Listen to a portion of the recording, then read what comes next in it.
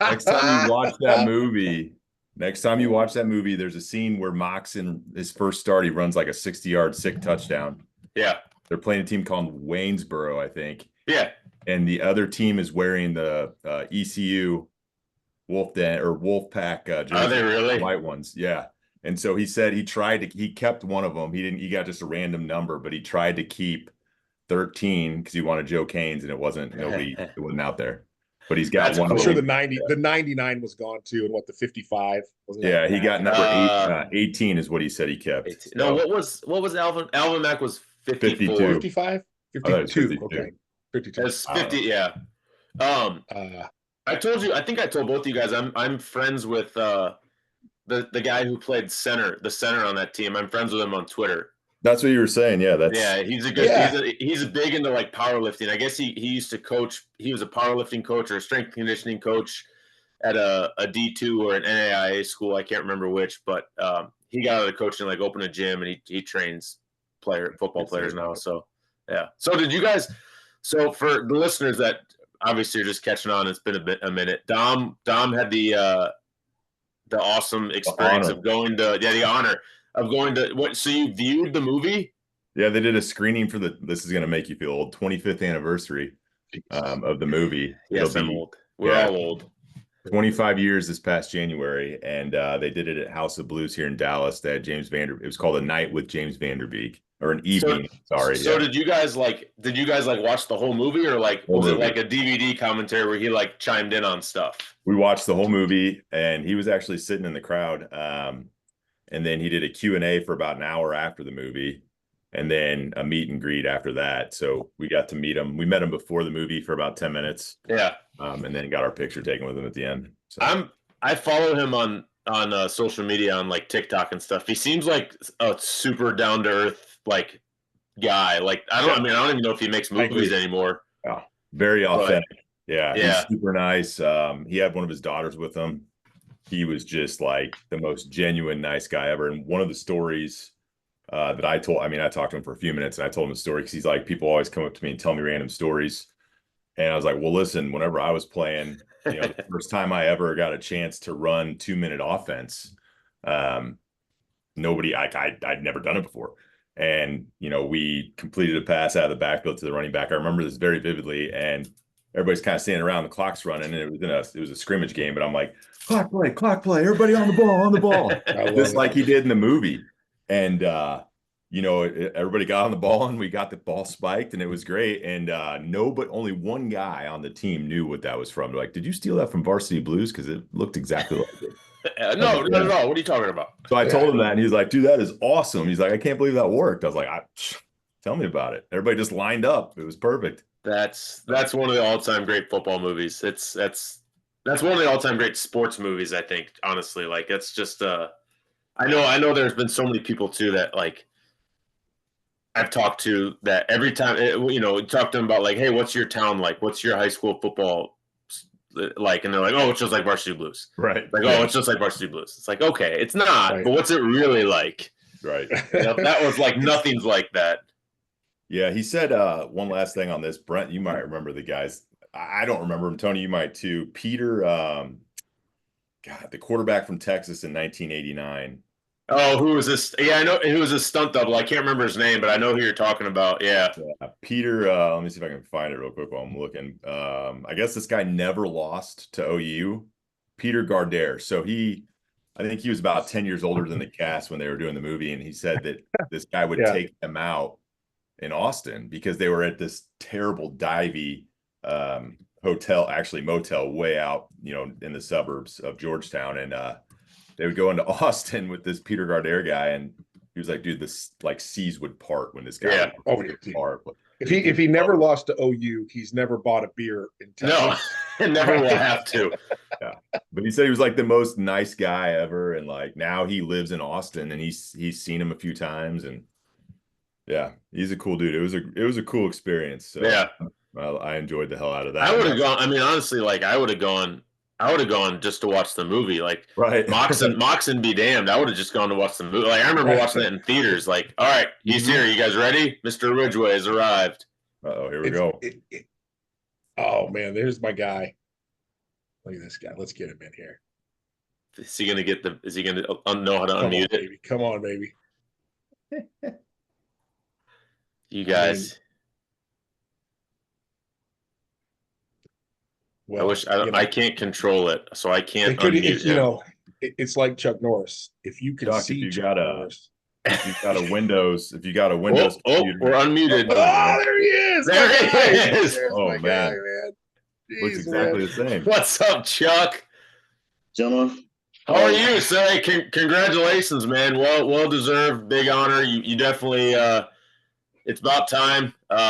I'm excited to watch you guys. I don't want to take too much away from Brent, but I'm excited to watch you guys' speech because it's having played against you and Jamie, obviously, and playing with Rich. It's going to be pretty cool to see you guys all go in. So, congrats, man. I appreciate it. Thank you, Tony. Yeah. It's very cool, man. I mean, it's crazy, Chuck, to think about how many seasons and games you played. I mean, it was, there was a time 14 years ago when I was that guy, but I have to think there's been about, Tony, you might have more games than me. How many games past me some people went? I mean, like when Stacey Moore was the guy, right? Chuck, I don't know if you've played 250 games or 380 games, but you have played a lot of games of semi-pro football. If you were counting the seasons up, how many seasons, 8-man and 11-man, do you think you played? He's thinking. I think it was like 20. I think it was like 22 or 23. Golly, that's insane. Well, we were looking a couple weeks ago, Chuck, and we were I can't remember if it was when we were talking to Craig, and I was looking at Decatur Bears, and it was the 1998 roster, and it was rookie Chuck Ridgeway, rookie, and then and I just saw, I was looking at your Facebook. You just played a game a couple years ago, didn't you? It's been about 4 years. Okay, so that's what I was thinking. I thought it was but was that 8-man you played? You just suited up? Yes. Yeah. Yep. What were you just wanting to get back out there, or what? What was the story with that? No, that's just when I finally had just quit that game. Well, he never took a break. I mean, I'm telling you, it was solid all the way. Chuck, you never took a year off unless it was from some severe injury, right? I mean, you were solid like 2002 to whatever, right? That's insane. I think I took two seasons off for 2 full seasons off, both for ACLs.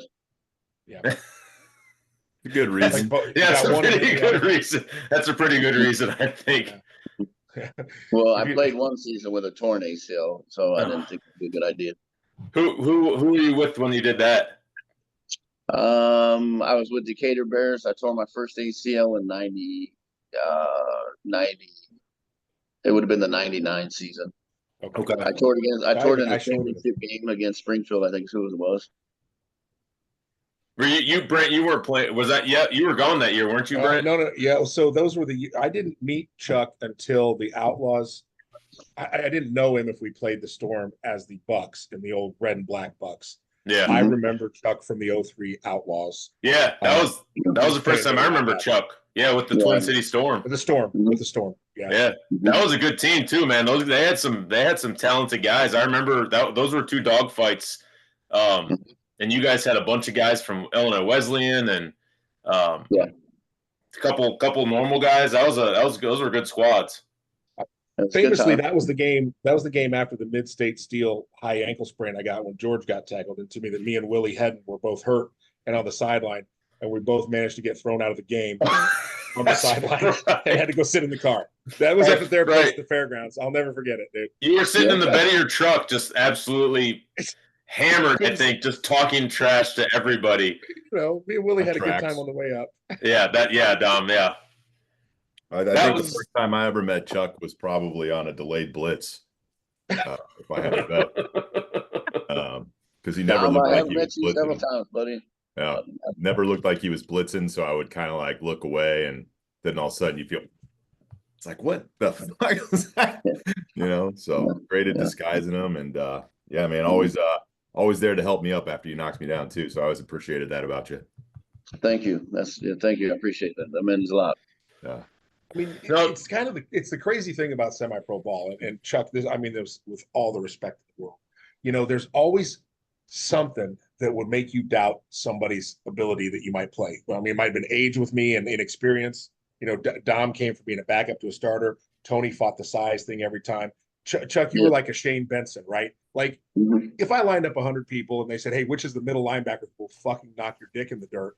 I'm not gonna. I don't know that you and Shane are the first guys come to. And then somebody gets licked by you, and all of a sudden they're like, "Hey, watch out for number 53 because he will fucking kill you." It's everybody fights something, and then you realize, fuck, this dude's a fucking animal. It was so much fun to play it that way.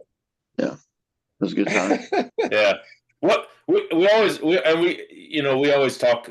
We got a lot of stories, but we always ask kind of how everyone got started. Like, what was your start with the Bears? Because that was your first go around. Like, did you just happen to see something in the paper or something, or did someone convince you to come out? It's kind of a lengthy story, but it kind of shortened it up. We played pickup games here at the high school every Saturday and Sunday, and one of my buddies come in and we started playing and we was knocking heads, and he's like, "Hey, I think Brent, you might know him, Brian Kiley. He played with Springfield. He played with Craig and them in Springfield, and that was the big talk. He's a big semi-pro kid and blah blah blah whatever. And so me and him went at it pretty good, and then he's like, "Hey, dude, you really should go try out this." He goes, "You can play," and so I went down to the Decatur Bears tryout, man, and tried out, and I beat out two of those guys to start. That's crazy. Like, when you did that in '98 or whatever, did you ever think that you'd put 22 years in playing the game? No. Yeah. No. I'd like to go back to talking to that guy in '98 and tell him, "Listen, man, there's at 50, you're not going to be so happy with yourself." Very true. Very true. Yes. Yeah. It was yeah. And I remember back in the I was going to talk to that Dave guy or Brent about it to see if they could look it up. There was a show mid to late '90s is why I actually first heard about semi-pro. Was some old man out in California or something playing, and he was in his 60s. Oh, yeah. Football America. I remember I watched that. It was on TNT. It was yeah, that was the guy played. He played like 40 years. Yeah, he played for like 5 more years after that show aired too. Yeah, that's awesome. I remember watching that when I was in high school. Was that the guy that played college? Was it college? He just played semi-pro. There was the one about the guy who came back to play college because he never used an eligibility. No, this was something different. It was like so TNT had released this big thing, and it was about a high school kid in it was just like this analogy from NFL films of football in America. And so one of the stories was a high school kid in Pennsylvania, a prison jail team, and then this 60-year-old guy in California who played very similar to kind of like all of us. Like he played college football. He got drafted in the NFL in like the 20th round or something, and was a school just like us. That's exactly like us. Totally. So he worked for. I know I'm trying to remember now. Now that you bring it up, Chuck, he worked for like Silicon Valley. Like he was like this. He did some weird job. Yeah, something good. Yeah, or maybe like aerospace. I don't know. He was very smart, but he just like on Saturdays and Sundays he'd go play football, and he was like you, Brian. He was like 6'5", 280, just a big human being. I was waiting for you to say 60 years old. But thanks, man. No, but like you watch him and like he could still play it at 60. I have to see if I can find that. I bet I could find a clip of that on YouTube somewhere, Chuck. Awesome. I'll post that. But I think I remember that. It's awesome. That'd be cool. That's cool. And at that time, Chuck, you were half his age, so why not give it a shot? Why not? You weren't. Chuck, you weren't 30 years old in '98, were you? How old were you when you started? 26. Okay, so you were close. You weren't that far off. Yeah. 25 or 26, something like that. Okay. So how old if you don't mind me asking, how old are you now? I'll be 51 this year. Jesus. So Chuck and I are the same age. Yeah. And he played a solid 7 years after I think I did. And you can't even. That's insanity. you can't even say he played a position where he doesn't get a lot of contact either. Because right. So, every time somebody asks if you play into your 30s, and I think I quit maybe at 30, it would have been 38. And you're like, well, I'm an offensive lineman, right? Nobody's trying to hit me. People are trying to avoid me. I've gotten cleaned up a few times on an interception return and gotten my ribs broken. But yeah, somebody's hitting Chuck every freaking play. yeah. He plays 22 seasons in the middle of the field and plays well into his 40s. I mean, Jesus.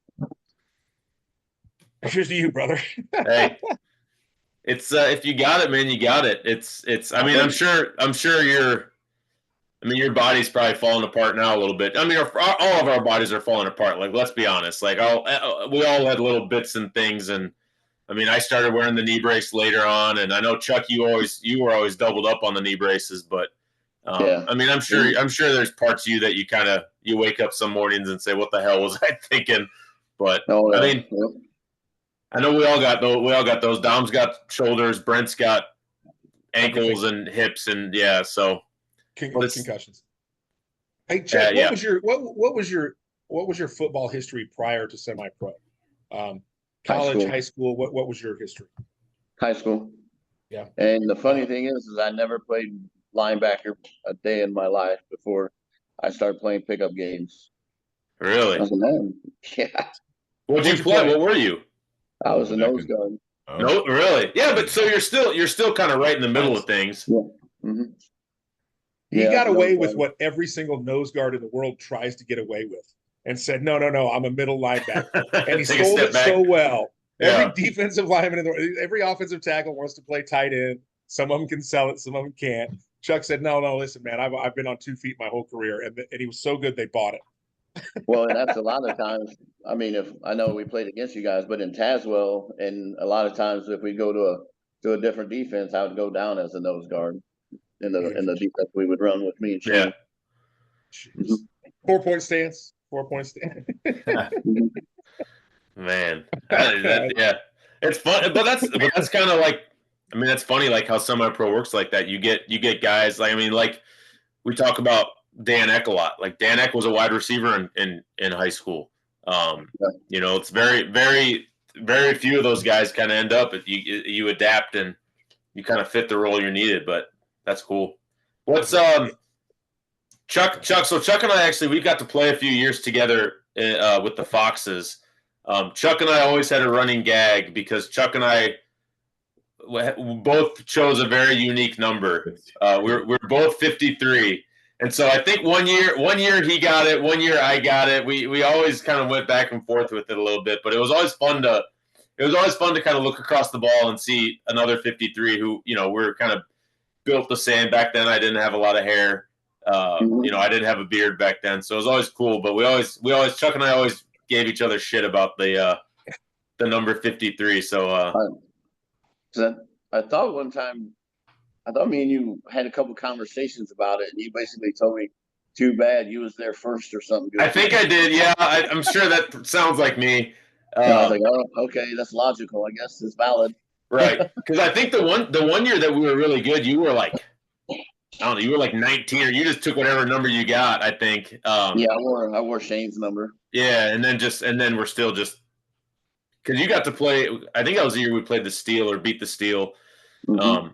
We talked about those teams a couple times. That was a fun group. Like that was a fun summer playing with those guys. Like that was a good team because there was a lot of guys that like I mean you and I never had got to play together, so that was the first time you and I got to be teammates, and it was just a fun experience to kind of be around all those 8-man guys that we'd known and had talked about and played across from each other for so long. So I don't know what you're.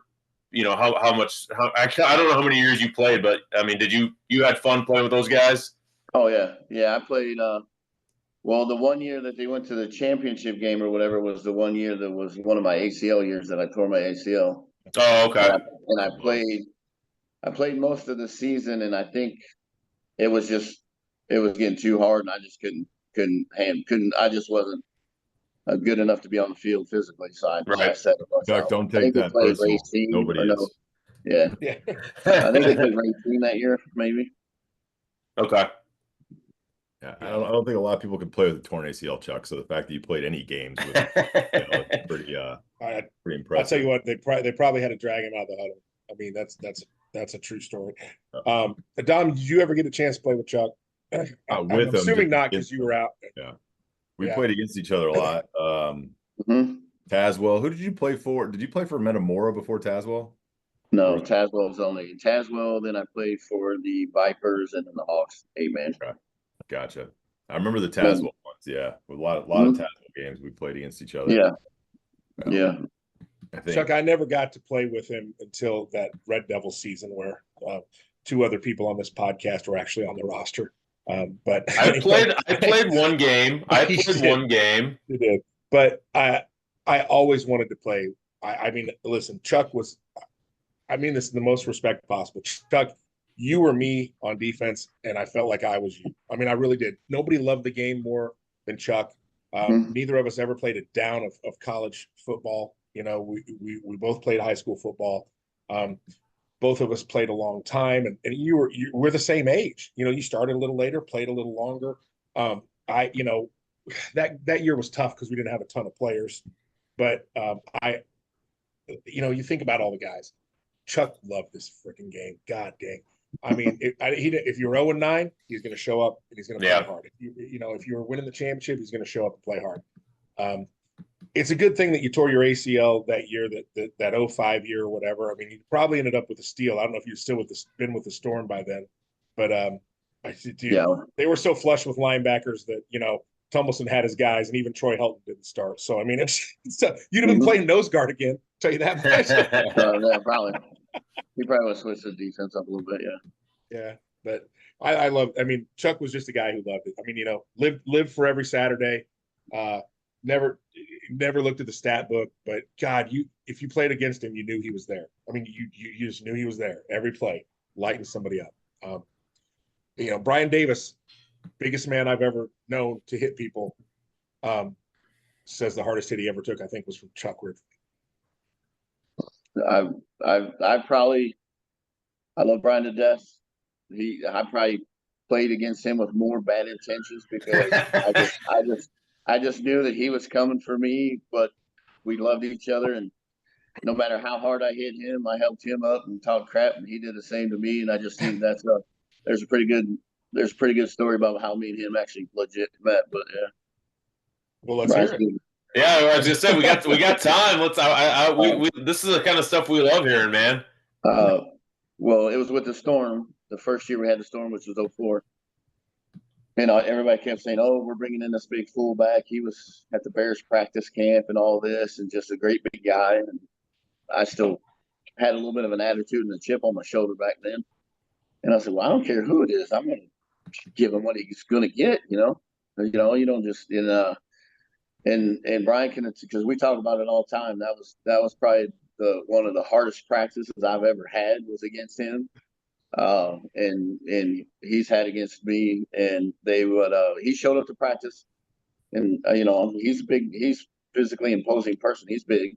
And so he was in the backfield or whatever, and they run a couple tosses or whatever, and I didn't take the right angle or whatever, and he got by or whatever. And then the first time I was able to get him, knocked the holy mess out of him, because he runs kind of tall. And so it's easy to kind of get under him. I'm Tony, we're both short.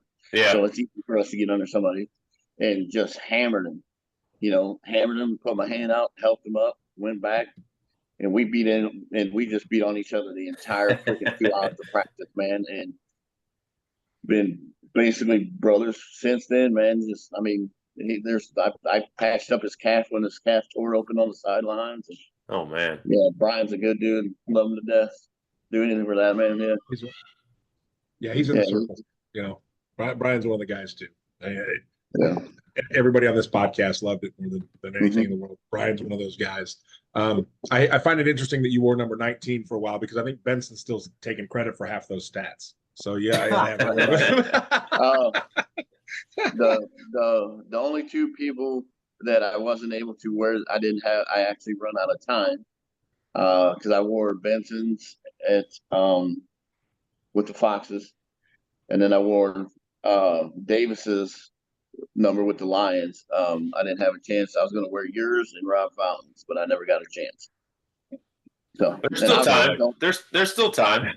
Yeah, no. Hey, no. That Hall of Fame induction means you don't get to play again. And they almost came back and got the ring from me after I showed up. I was gonna say, didn't you blow that? To play with Chuck at age 40, whatever, and that was a great time. That was a great day. God, it was a great day. Was it? Yeah, but wasn't that was like a one-time thing that you guys did?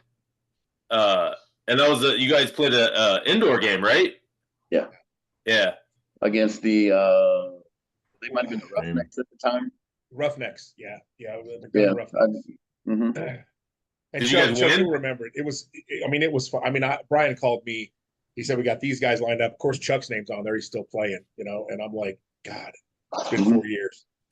We had 4 linemen. I only had to play, every 2 of every 3 series. But Chuck, you will verify this. I mean, those guys did not know what was coming. I mean, we were old. You see me and Chuck standing in the hallway trying to get into an arena, and you're like, okay, this will be a fun day. Right. They were young. They were fast. They were cocky. There was a lot of gray hair out there. They talked a lot of shit about it. They had no idea what was coming. It was so much fun. And when they pissed off Sean Bell, God. Oh my! That quarterback pissed off Sean Bell, and it was over 3 guys. They had a season to play. We were 1 and done. Like they had 3 men down by the time that game was over. Yeah. Who played quarterback for you guys that day? Who played what? Who played quarterback? Spencer wouldn't have. No, Worms was running. Worms was a running back because Mark Harris had passed away. Who was our quarterback? I thought it was Brian's brother. Spencer wouldn't it have been? Spencer. I thought it was Spencer. No, Spencer didn't come back. God, I'll think of it, Tony. I'm sorry. Wait a minute. Hold on. Time out. Am I just now realizing that Spencer Davis is Brian Davis's brother? Yes. I swear to you, I had no idea that was, oh my God, I'm like, my mind is blown right now. I had no idea. Yeah. Holy shit. Yes. And God bless Spence. I mean, you can replace a lot of positions, but when Kenton was no longer with the Steel, Spencer Davis saved that franchise. And I mean, what are you going to do without him? I mean, he was a winner, and Spence was tough as hell. God, Spencer Davis played linebacker at Augustana. I don't know that, but story checks out. He did. He 100% played linebacker for Augustana. Brian went there too. Yeah, the one in Rock Island. And so that's crazy. I had no idea those 2 were brothers. I'm. Yep. Oh, that's true. Wow. But that wasn't our quarterback. I can't remember who it was. Wormsman ran. Mark Harris was supposed to run for us, and he sadly passed away. Right. Well, that's why you guys did it, right? I don't know why the fuck I did it. I'll tell you that much. We're not real sure either. Yeah, I'm not sure. I think it was just a setup deal. I think it was a lot of it. They just wanted to beat up on some old guys or whatever. I'm not really sure. That was 2019, and this team who had a season to play played the 2005 national champs. I mean, there was a little bit of piecemeal in there. I mean, we did, again, when Mark was gone, we didn't have him. Right. I don't know, the Fountain was on the 05 team, but he played. Chuck wasn't on the 05 team, but he was a Steel later. I mean, it was in. We put it all together. Ralph played on the other team. There were some bad feelings then. No bad feelings now. And Ralph was probably the only guy on that other squad after 2 quarters who wasn't scared anymore. So that was fun. Yeah, Ralph got a hold of me a couple good times that game. Yeah, we got after each other. It was fun. That's interesting. That's Chuck for you. I mean, and he was still playing then. I couldn't get out of bed the next morning. Literally looked at the ceiling, went to move, and couldn't move. And Chuck did that every freaking weekend that year. Jesus, it was rough. When was your last 11-man season, Chuck? Was it with the Foxes, or did you play after that? No, I played with the Leyden Lions up in Chicago. That's right. Okay. Yeah, who went up there with you, Chuck? My son. Okay. My son Kyle. So you got to play with your son. I got to play with 2 of them. Oh wow, that's awesome. Mm-hmm. That explains. That's why you've been playing. That's why you've done it for so long, man. That's the experience right there, right? Like, yeah. Well, I just had my youngest son when he was in when he was going into high school. was talking about hanging him up or whatever, and then he said, "Hey, well, why don't you just play another 4 years so I can play with you?" And so I did. I think I'd played. I was only able. My son Kyle played with me with um, the Leyden Lions. He played with me at Tazewell too, and then he played with me up at Leyden Lions, and then Chance, and Kyle played for the Vipers. Oh, that's very cool. That's neat. You know, we all played one season together. You're out of football 4 years now, so your last season you'd have been somewhere around 45-ish. Yeah, thinking about that. I mean, Dom, who's the oldest guy you played with when you were doing this? If you're besides me, that's not Jamie. funny. I mean, Rich played with us the first year of the Stallions in 06. God, so those are two guys that are our age, yeah. and they were done way early. Tony, do you remember anybody? We had one year. One year when you were gone, I think the 2008 season when you were gone, there was a military guy that had come in that was probably at that time 5 years older than you at the time. So pushing 40. He'd have been 40-ish, yeah. Maybe, yeah, but I mean, and I don't think we had anybody like that with the Foxes those couple of years. I mean, shit, you and I were probably the old guys with the Foxes those couple of years. I remember playing against some older guys, but I don't remember having too many on the squad, Brent. Yeah. Well, and I think the thing is, and I guess the point I'm trying to make is that it wasn't some guy just hanging out, right? I mean, Chuck was the middle linebacker. He was out there every defensive series, that wasn't, a punt return or something. Generally was a captain. Generally either won or was talked about every year at the end of the year for all league. I mean, it wasn't like he hung around to play with your kids. I mean, it was like, well, the team can still use me. I'll be out there. Let me get these guys into this. My buddy Shane, Chuck Shane Moore down in Carlinville, same thing. He played a long time, but he wasn't just hanging around. We've seen that on a couple of the old AFL teams, guys just hanging around. Yeah. This was far from that. I mean, Chuck hit hard, man. I didn't like hitting him. I'm sure Don didn't like getting hit by him. I didn't mind it. I mean, he was always no, because there's guys that hit you and you like fucking cocksucker.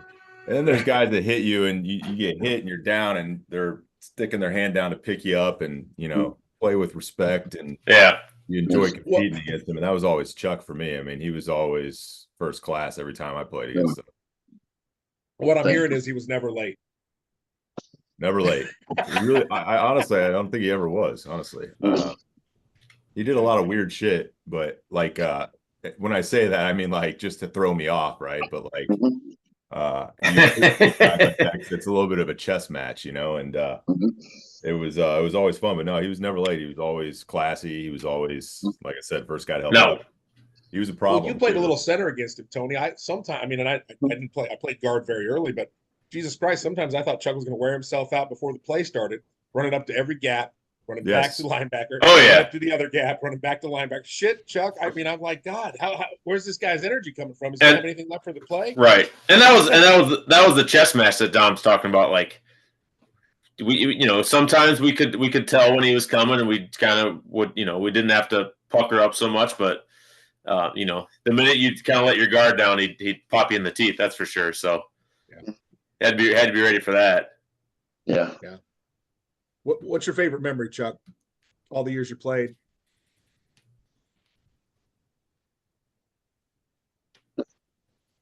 Outside of playing with my boys. I mean, yeah, I was gonna say that'd be number one. That's probably it, really. I mean, I got too many really to be. I mean, just like Dom, just being respectful to the game and enjoying it and being able to play as long as I have and meeting guys like you guys and just mainly just being able to just see such a different types of so many people and get to I swore him down. I wouldn't like I mean Brent I can tell you several times with Dom, the first time I played against Dom, I'm like, this guy's gonna get murdered. He's the pretty boy, just staying in the pocket kind of guy, and I just thought he was a very intelligent butthole. you know, and Not wrong. And me and Dom ended up being pretty decent good buddies on the field and everything. He played with the Seminoles and everything for a while. And with you, Schiff, I thought the same thing. I played against you a few times against the Outlaws. I was like, I get the same thing. I was like, and I was like, first couple of times, me and you, I was like, man, this kid ain't too bad. And then, the thing with Brent, it's like, this guy don't ever fucking shut up. No. I'm like, and these are all, just being able to tell stories, like with Davis. I mean, and my kids know who Brent is, and my kids know who Oprah is, and my kids heard stories about all of you guys. I've told them about, you mentioned Dan Eck earlier. Yeah, they know who Dan is. I've told stories about Dan. I've told stories about a bunch of you guys. Just being able to tell stories and pass on some good memories, man, is probably the best thing I get from it. To be honest with you. Well, I'm sure. I'm sure those boys have been coming to semi-pro games for their whole lives too. So that's pretty cool that they got to grow up in it and get and experience playing a game with Dad. Like that's. I'm sure if we asked them the same thing, that'd be their top memory is getting to do that. So that's pretty awesome. We were talking. Dom was bringing up. Dom talked to me earlier. I think you and I have talked about this too. You got a nephew playing and competing at a high level in the NFL right now, right? Mm-hmm. Yep. Have you gotten to go see any of his games, or do you get have you got to see him play? Oh yeah. He comes home, and when he's home, he trains with me sometimes. I trained him through high school, and he weight trained with me and all kinds of cool stuff. When I go to the games, I stay at his house. He gets me field passes, all kinds of cool shit. Oh, that's awesome. I got 3 of his game worn jerseys in my closet right now. So that's very cool. Tell your brother thank you for waiting to conceive him, because I'm sure he would have probably lined up against us and killed us if he would have been around 10, 15, would have popped in a game or two. I just want to know where the hell did 6'6" come from, man? Like you're sitting there 5'10". How did he? What the heck? They ordered him good on the online, I guess. Hit the super size button. Oh man! So he was I'm trying to get he went to Bloomington High School, right? Yes. And then he went ISU, and then grad transferred to Arkansas, correct? Yeah, when he transferred through the portal to Arkansas. Yep. Okay. Oh, okay. Just went through the portal, and then completely dominated. I remember reading some articles and seeing some things about him, and I was like, damn, this is that kid that was. I remember seeing like high school clips and stuff, and that's awesome that he's still competing and dominating a little bit in the league too. That's good for him. That's really cool. It's good for Central Illinois. Brent always talks about Central Illinois semi-pro football. Like having a guy in the show right now is great for Central Illinois football too. It shows that there's good football around here. So that's awesome. Yeah, he's doing really well. He got drafted by the Cowboys first, and then he made it through, and then they had Dax and a bunch of those other players got hurt, and then they made a stupid decision, and they're going to put a bunch of guys on IR and put him on waivers. Didn't think that he was going to get picked up. Yeah. And then that was on a Friday, and then he was on his way to Washington on that Sunday. Huh. Well, good. Now he gets to beat the crap out of the Cowboys twice a year too. So that's even better. I mean, I bet he plays pretty well then. Yeah, right. Dallas always Dallas is. I live in Dallas, Chuck, and they make boneheaded decisions nonstop. So I remember when they got him too. I was excited about that because it would have been a good excuse to watch the Cowboys. Yeah. There's never an excuse to watch the Cowboys, Dom. Never. Very true. Yeah, it's very true. Yeah. So he's doing really well. I think he's in his 3rd year of his contract now. Wow. Oh, good. That's awesome. That's very cool. Yeah. Well, and I guess just to revisit this, so we're going to go out there in October to Canton. Chuck is part of the 2024 class of the American Football Association Hall of Fame. I was one of the people who nominated him. Brian Davis did as well, and Tommy Akers did as well. And I think Brian's going to induct you, so I can't wait to hear who actually came out on top on that hit that you brought up. So I think you get the last word. So I mean, he says his piece, and then you get yours. So I think it's probably going to fall your way. But I mean that's a lifetime achievement award, man, Chuck. And I'm super excited for you. Talk a little bit about that.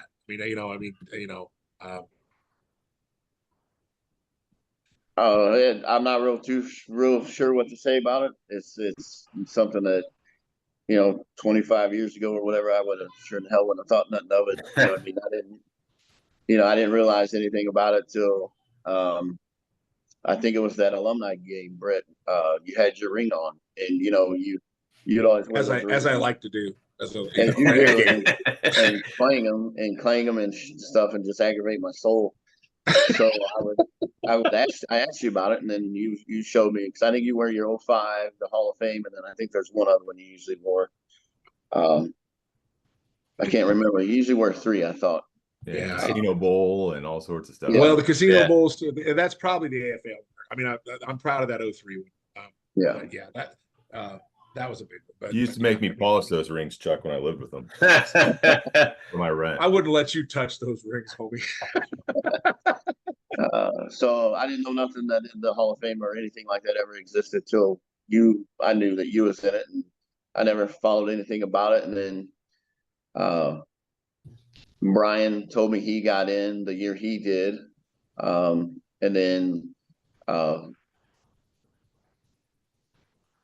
I think it was last year, Brian said that he'd been making a push or whatever, put my name. And then he said, then he gave me the call this year. So it's pretty cool. I was glad to get it from Brian. It was really good. Well, and I want you to know that Brian had said that if it happened this year, Brian said, I don't care about anything, but I want to call. I want to call. I got to call Brian and I got to call Tommy, but he said, and when Dave Birch, I think he called me and I said, you better call Brian Davis. And I'm not talking to Chuck until Brian talks to Chuck. He took it very personally to be, and I mean, I think you guys had a longer history together than you and I did. And I thought I think that's awesome. I think it's Brian's turn. And, but he was not, when we started talking about people that we thought deserved it, Brian was not fucking around when he said, listen, if Chuck goes in, I call him. Guy who fucking works with concrete for a living and is 6'5", 240 all muscle, you don't fuck around with that. Yeah, you can argue with him. But yeah, he definitely wanted to do it. And Chuck, I mean, you talk about earning it, man. Jesus. It's we only got to play together one season on a few games, but man, good God, you earned it, brother. I'm very happy for you. Still sinking in. Still pretty cool. Oh, I'm sure. Yeah. I mean, that's gonna be one of those things. That's gonna be one of those things, man. That even when you do it, it's gonna probably still be sinking in. So it's probably gonna be surreal as you're going through the process of it all. I mean, it's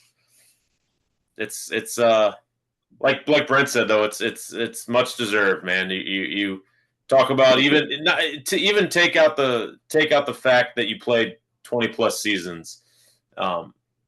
You played at a high level for the decade. The 12 years or so that you and I got to play against each other, and it was always. I can remember, and Dom can attest, and Brent can attest to this. When you talked, even the old AFL days, when you talked about linebackers, one of the first names that always came up was always Ridgeway.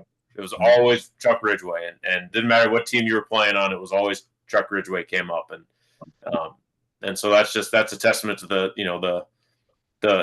kind of player you were and the kind of player you always had been. So, like Brent said, they're definitely excited for this for you, man. It's much deserved, and couldn't happen to a better guy. Thank you. I'm gonna be there, Chuck. So just make sure you don't hit me. You get one more rib shot. Well, habits die hard, but I'll be there. Man, really, right on. Yeah, looking cool. I haven't seen you for a while. It's been a long time. Yes. Are you not to get off of Chuck? Just are you inducting Jamie, Dom, or is that not how that works? Does it have to be a Hall of Fame member, Brent? I don't know how that works. I don't know. I've seen people who were not Hall of Fame members induct them. Okay. So I know I believe Alex might induct. He hasn't inducted anybody. He's been in since 14. Yeah. I do think that's open to anybody. And I think it was I think that's, I don't know. I think it's possible. I was just curious. Yeah, I was just curious. Freaking great at it. I've seen that before where you don't have to be a member to induct. I'll put it that way. You have to be a member to vote. And not to sidetrack, but what's interesting, Tony, you and I found that old Illinois Times article with me and you and Edgar and Dan. Yeah. When we were practicing in the gym. When I had my goatee. Yep. And God, that was terrible. I know. And Dom, you deserve a lot of credit for this, at least locally. But I remember a quote you said. Like I would talk about, man, I kept playing football because something you can't do after high school. Nobody gets to do it anymore. I said there were 2,000 tennis courts in Springfield, which is obviously not true. But you can go play tennis anywhere. You can go play basketball anywhere. And a quote you said, Tony, was like, "Listen, we play good football. We play good football."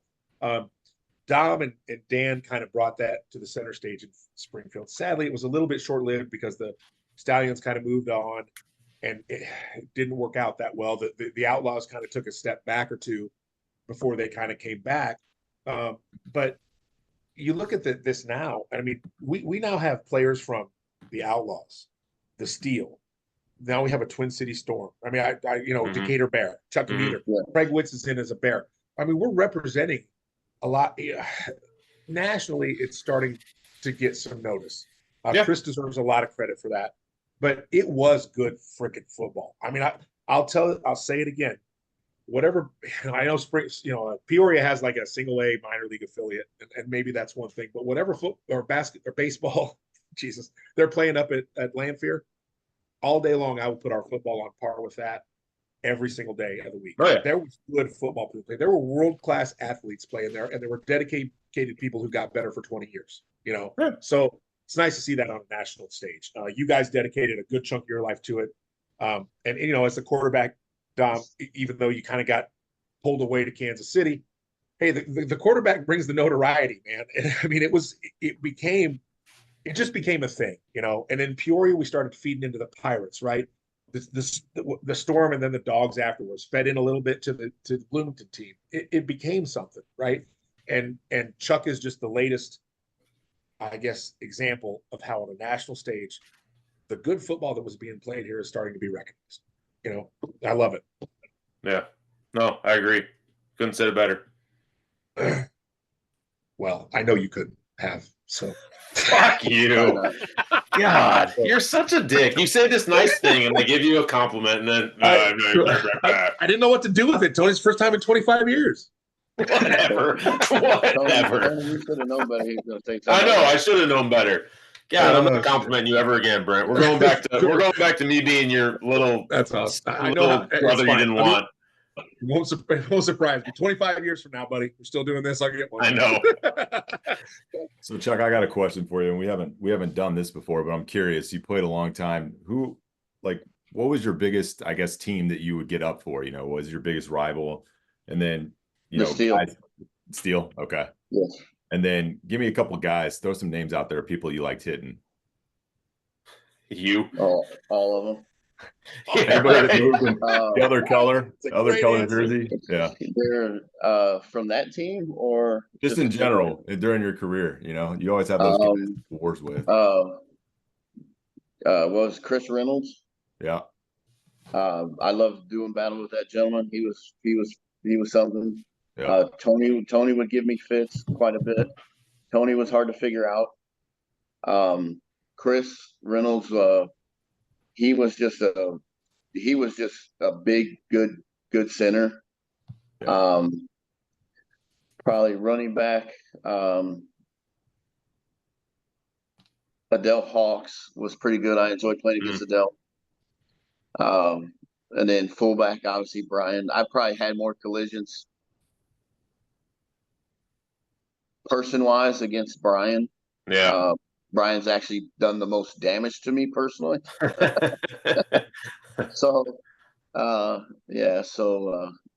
Brian actually busted my shoulder pretty good one time. So I did return the favor, but he didn't get injured or anything, but it was pretty cool. But probably, yeah. And any offensive lineman, Kurt Fisher, I think, was the old Steel center. Yeah. Yeah, he's He was pretty good, and then there was a left guard. I can't remember his name, Brent. Who did he play for?